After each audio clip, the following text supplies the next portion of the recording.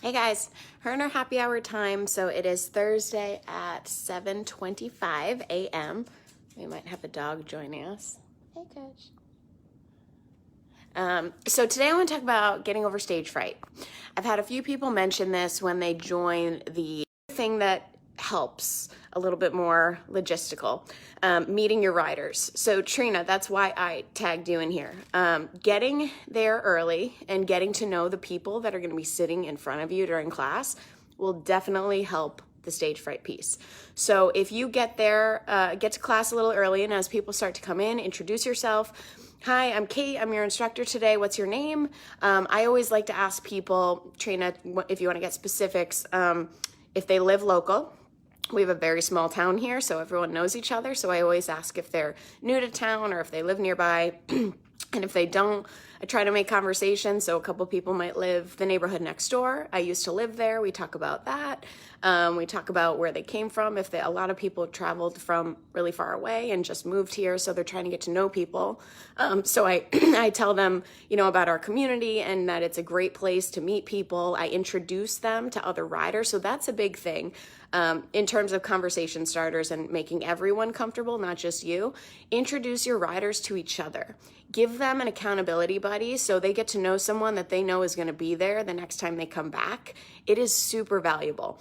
I mean, it's great to have your instructor and have your person you go to, but if, Bob can meet Sue and they form a bond and then they come together every Tuesday at 9 a.m. or whatever it is, that's good for you. It's good for them. It all around just makes everyone more comfortable and more excited to be in class. So that's something that I find really valuable.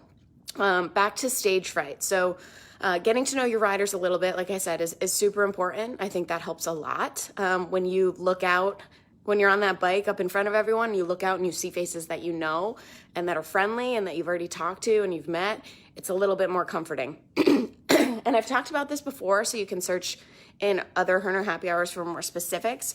But knowing like a little kind of speech almost to say right at the beginning of class, because those jitters, that's when they come in big when you first start class, when you first get up there in front of everyone and you're introducing yourself. So having a way to kind of systematize it so that it's not so scary. So maybe you do your regular thing. You talk about, and hopefully everyone's doing this, you introduce yourself, you say, you check, make sure everyone has a good bike setup, and if they need any help, you offer it up.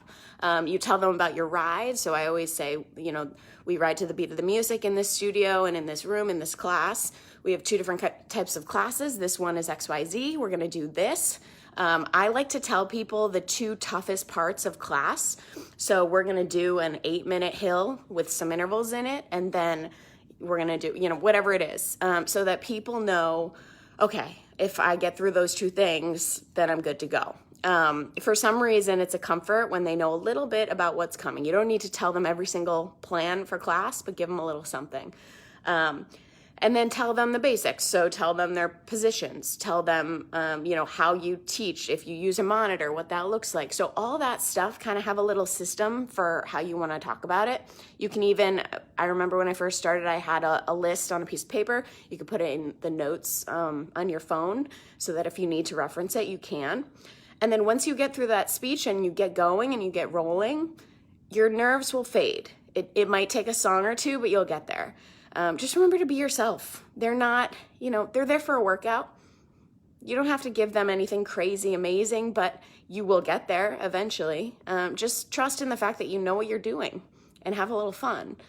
The best classes and the classes where people get the best workout is not specific to the terrain that you're riding on or the drills that you use. It's about the instructor and the energy that you exude.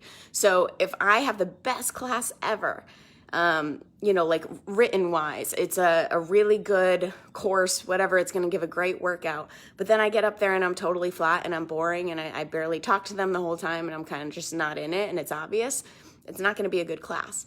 If I have kind of a boring class, maybe it's like one endurance exercise the whole entire class, but I have energy and I go in there hot and I'm having fun, they're going to have fun, hopefully. That's usually how it works. So it really is just about letting loose and being yourself and having a good time.